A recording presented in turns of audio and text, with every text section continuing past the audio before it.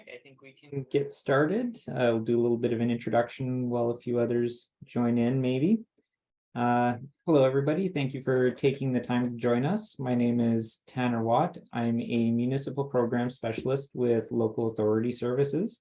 For those joining outside of Ontario, LAS is the business services wing of the Association of Municipalities of Ontario, and we are the partner for Canoe in Ontario. So very special welcome to those joining from outside the provinces. The first time we've opened these up across Canada.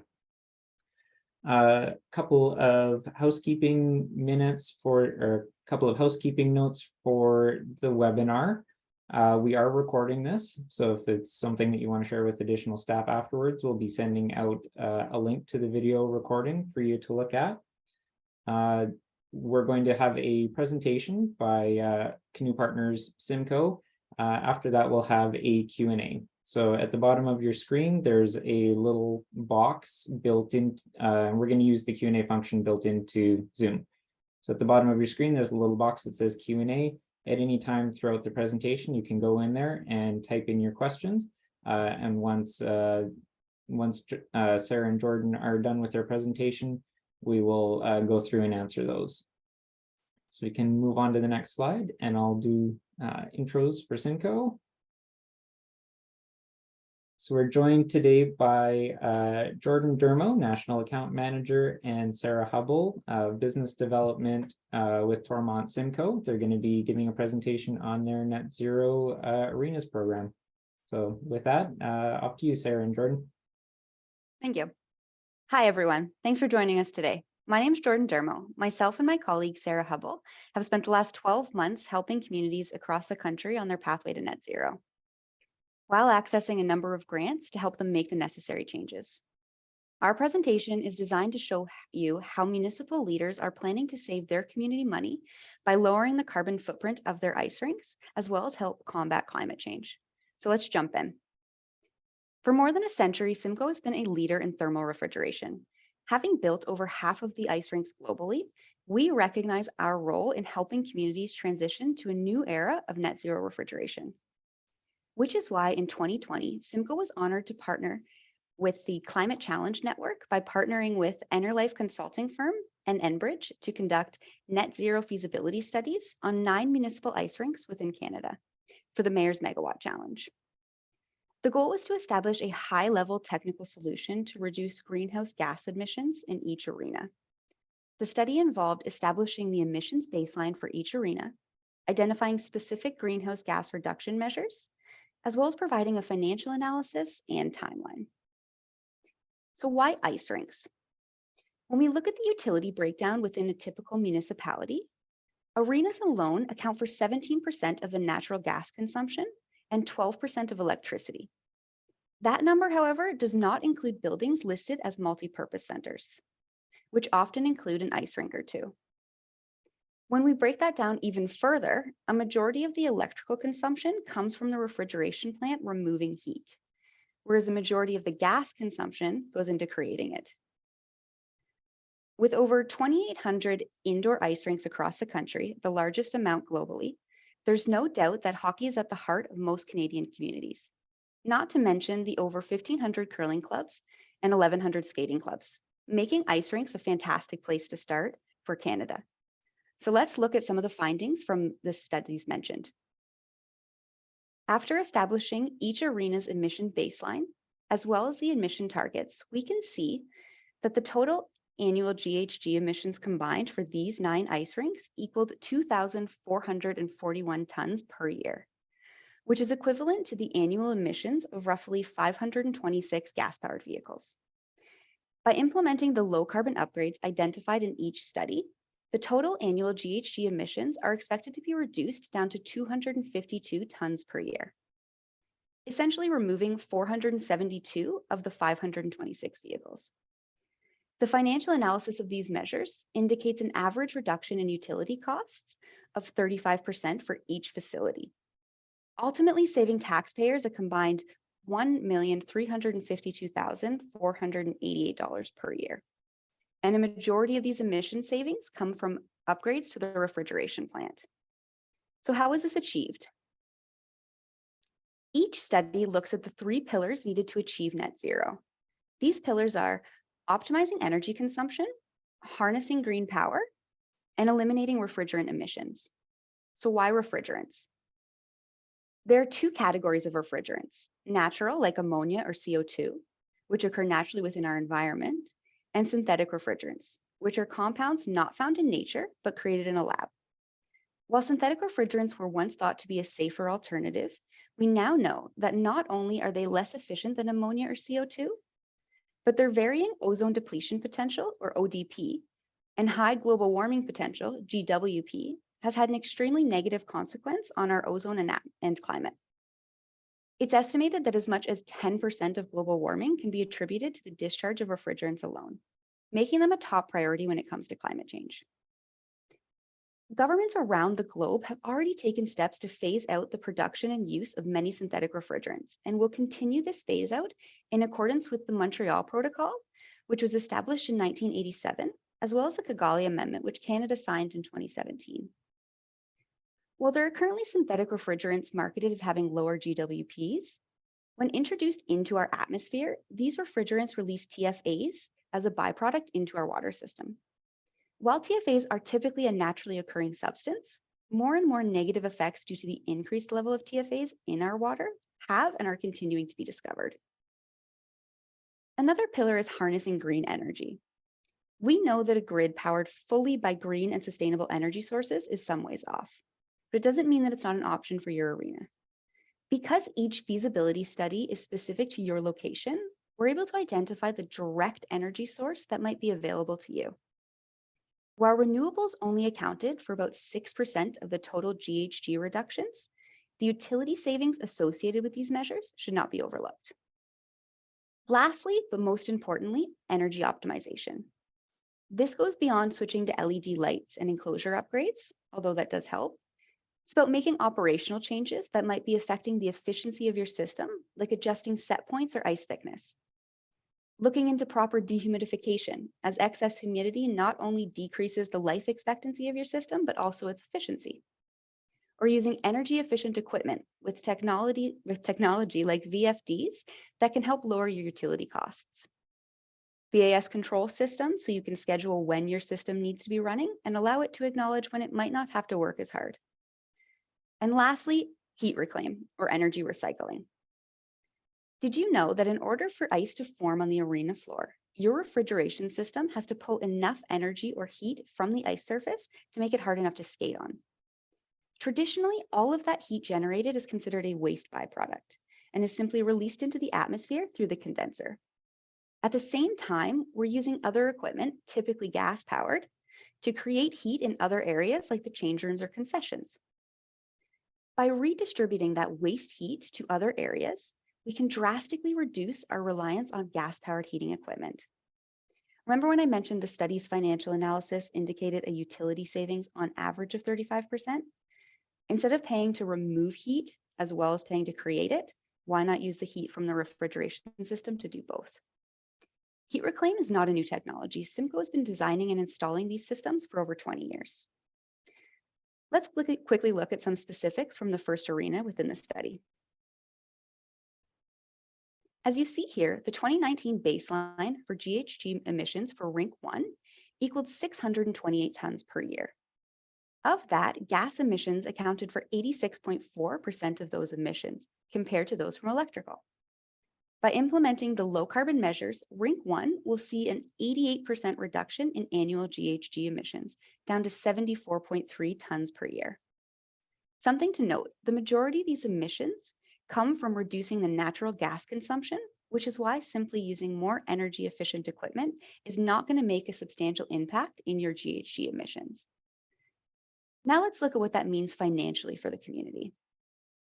Here is the basic overview of the financial analysis for the low carbon measures identified for each system of this arena. Analysis includes an initial outlay of costs and annual utility savings for each measure. While you can see that the initial cost to implement every low carbon measure identified will be around $4.5 million, these measures will result in utility savings of over $200,000 annually. From there, the net present value, or NPV, is calculated. The NPV considers initial project costs, annual utilities and operation costs, as well as the anticipated maintenance during the life expectancy of the replaced equipment, giving the low carbon measures a positive net present value of almost $9 million. How? This graph here shows the arena's operational cash flow over the next 30 years.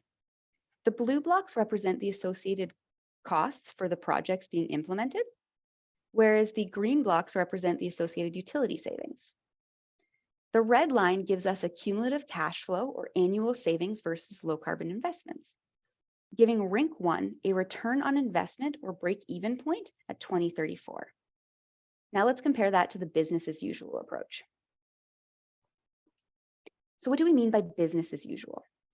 All of the equipment in a refrigeration system has an end of life between 10 and 30 years and will need to be replaced at some point.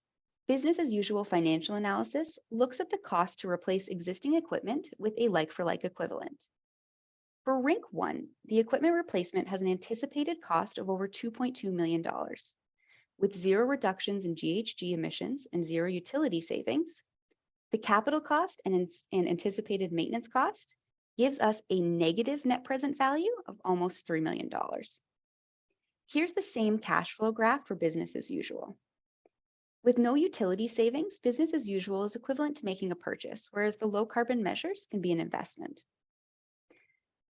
Another reason low carbon measures at your arena makes financial sense is the introduction of the carbon tax. An average single pad community ice rink consumes roughly 39,000 cubic meters of natural gas annually. Based on consumption alone, the community will have paid an additional $3,900 in just carbon tax for 2022. If nothing is done to offset the natural gas usage, the consumption stays the same, but the carbon tax will continue to increase. That same consumption will cost just under $13,000 by 2030 and over $22,000 by 2040. This tax isn't meant to hurt consumers and communities. It acts as an incentive to adapt low carbon measures within industrial applications. And any revenue collected by this tax will be used to fund future low carbon projects through net zero grants. Canada has made a commitment to help communities with these changes. So from here, I'm going to pass it off to Sarah to tell you more about the federal funding currently available. Thanks, Jordan. Typically, each province has varying grant opportunities when it comes to infrastructure. However, today we would like to highlight a federal grant introduced in 2021 alongside the net zero targets legislated in Canada's Net Zero Emissions Accountability Act. This grant is funded through the Green Municipal Fund and overseen by the FCM. The grant is called the Community Building Retrofit Fund, or the CBR. The objective of this grant is to help Canadian municipalities develop a plan to meet the federal targets and provide the necessary capital to implement low carbon measures. All Canadian municipalities that are not already considered a low carbon city identified here are eligible for this grant. Eligible buildings include rec and athletic facilities, community and cultural buildings, plus some not mentioned like wastewater treatment plants. This grant is broken down into 5 funding streams, of which municipalities can only apply to 4 of the 5 streams. Let's take a closer look. The first is the Community Building Monitoring and Analysis funding stream. This funding stream can cover up to $25,000 or 80% of the cost to install energy monitoring equipment to help communities establish a baseline for their energy consumption and trends over the course of a year.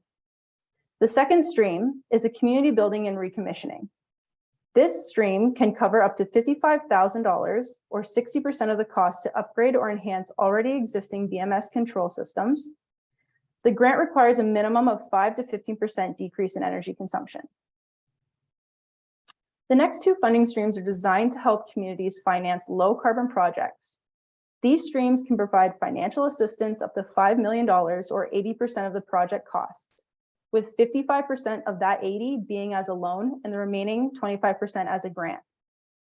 The CBR grant is also stackable, meaning your community can still apply to other available grants to help cover the remaining eligible costs.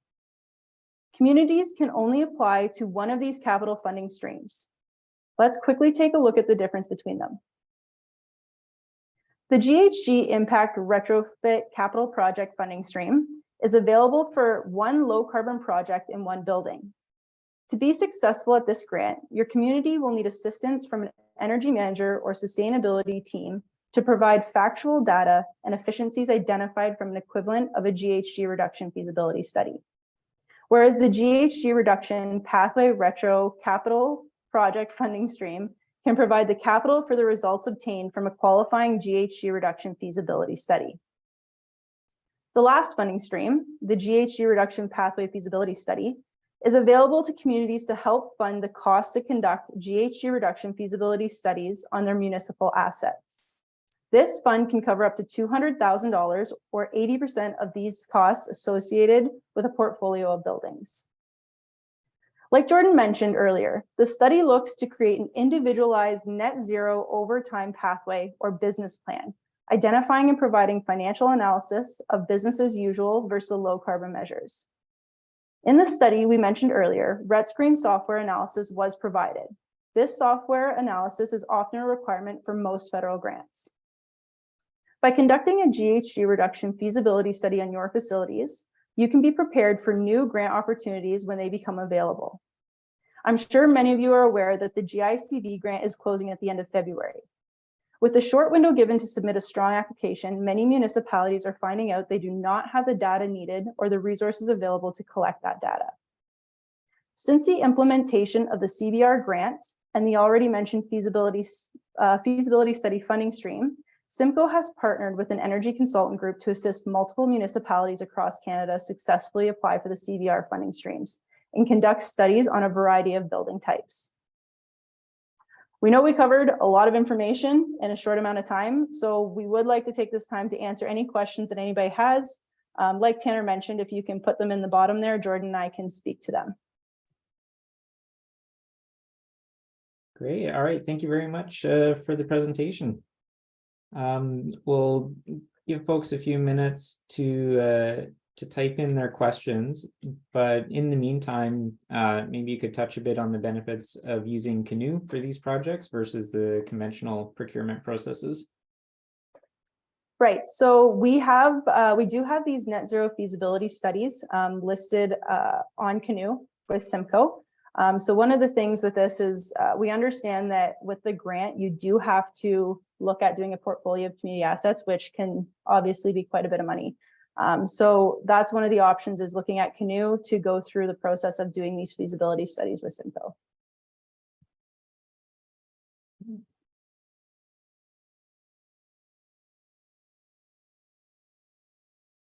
You must have done a very good job answering all the questions in the presentation. Well, like you guys can see there, everyone can see, there's our contact information. So what we always tell communities, Jordan and I do these presentations quite a few times a week. If you do have questions, please feel free to email us or give us a call.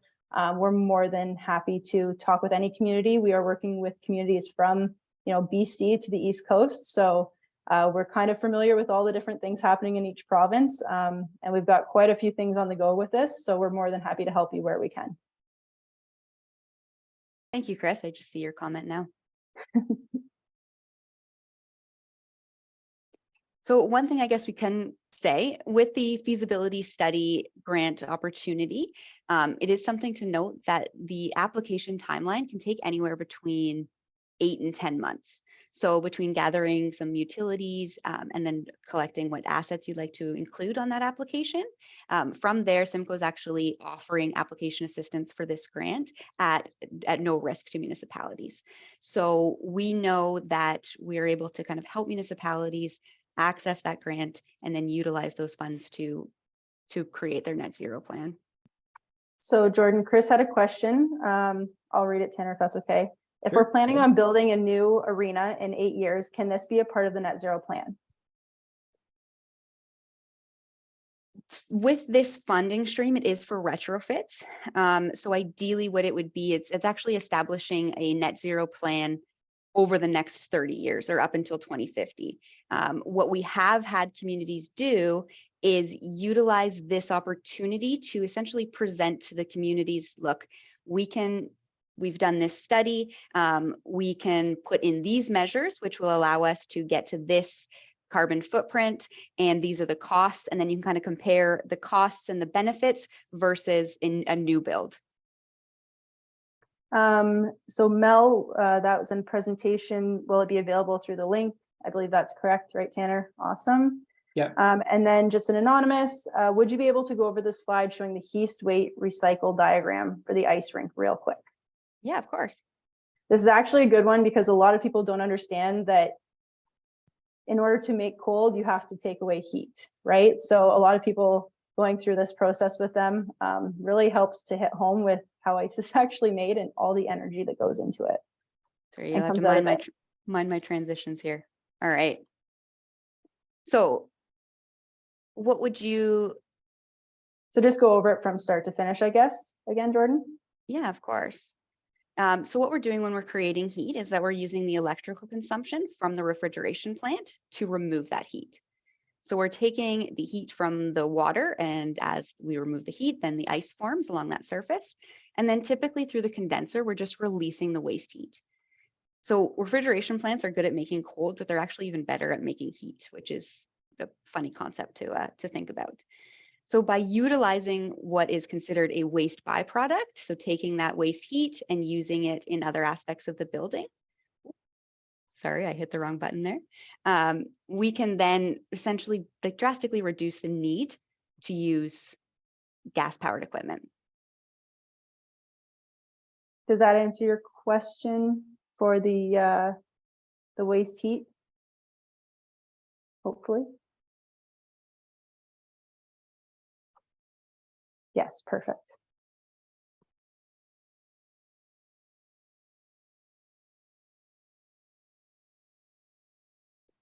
See if I can jump to the end. We don't have to. Yep. So what services? So what? Oh, perfect. Thank you.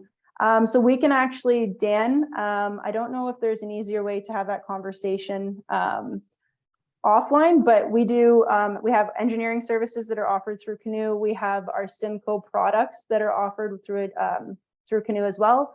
And then we also look at our street rate for mechanics, as well as some of our net zero applications. Mm-hmm. And engineering as well. Yeah.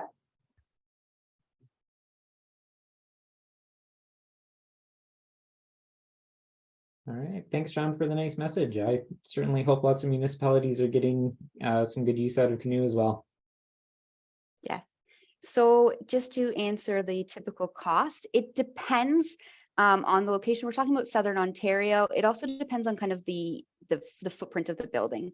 So if we're talking about just a single engine room, typical community center that doesn't, like, we don't have a library or anything like that attached to it, it's going to be roughly about, let's say, between 35 and 38,000. So then with the 80% coverage from the CBR, out of pocket ends up being around 6,000 to 8,000 to essentially have a low carbon business plan conducted on your facilities. So there's a question here, Jordan. My understanding is that the refrigeration equipment does not run a lot once it gets cold or really cold outside Northern Ontario. So we'd still need to heat the arena. So I'm not too sure what the question is there. Are you saying your system shuts off because it's so cold? I'm asking how, when it does get really cold and the refrigeration plant isn't working too much, what are the tools to still keep the rest of the building warm? Yeah, so that would be identified in the study. So sometimes it depends on the arena as well. We do have products that we can send you some information, which are essentially like it's an ice battery, but there are other things that our engineers could speak better on, but there are stuff that you can do. We're not saying that it would fully take you off of your gas powered equipment, but this would drastically reduce it. All right, and kind of related to that, what are the methods to distribute heat throughout the buildings? Is it simply tied into the existing infrastructure? It depends really on the facility and what's available to you, and if we're doing, say, direct hot water to preheat the ice resurfacer water, it genuinely depends on what's already existing. Stuff can be added, but sometimes stuff can be just looped in. I've got two more here. So the use of natural gas per year, can you repeat that again? For sure. So right now, the carbon tax on natural gas is, I believe, at $65 per ton. So what that equated to in 2022, it was $55 a ton in 2022 on the typical gas consumption. So an arena, we averaged it out to be about 39,000 cubic meters. So that worked out to about 10 cents a cubic meter, which got us to the $3,900. So the carbon tax is actually supposed to increase. It went up by 15 cents this year. And by 2030, it's supposed to be up to $175 a ton. And then for the grant, the percentage, so the feasibility study, that is one of the funding streams within the CBR. And to do a feasibility study on a portfolio, we always recommend a portfolio of community assets. That's where you can get up to 80% coverage to do these studies that Jordan and I have outlined. The other 80% is the capital project funding streams. That's where we broke down that 80%, where 55% is as a loan, 25% is as a grant. However, you can stack the CBR grant with other provincial and federal grants to help offset some of the loan portion and maybe that 20% that you might not have gotten.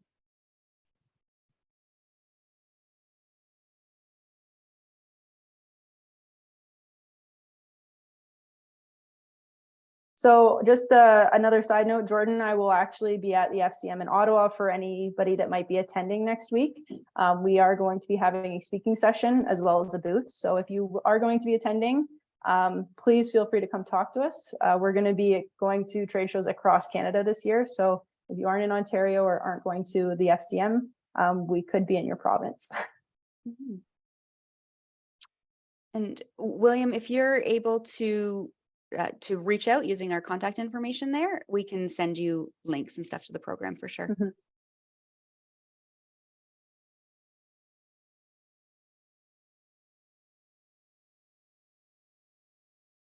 All right, well, looks like we don't have any more questions coming in, so I think we can wrap it up. As I said, we'll be sending out a link to the video archive for this for watching later. That will have everybody's contact information in it. So you can reach out either to myself or Sarah or Jordan or whoever the Canoe Procurement Group rep is for your province if you're outside of Ontario, and any one of us will be able to help you out. So thank you very much for attending. A very special welcome to those joining from outside of Ontario. We do have a few more webinars coming up over the next couple of months, so be sure to check either the LAS website or check with your local Canoe rep to get registration links for those. Thanks, everybody. Great. Have a good Thanks, rest of the day. everyone.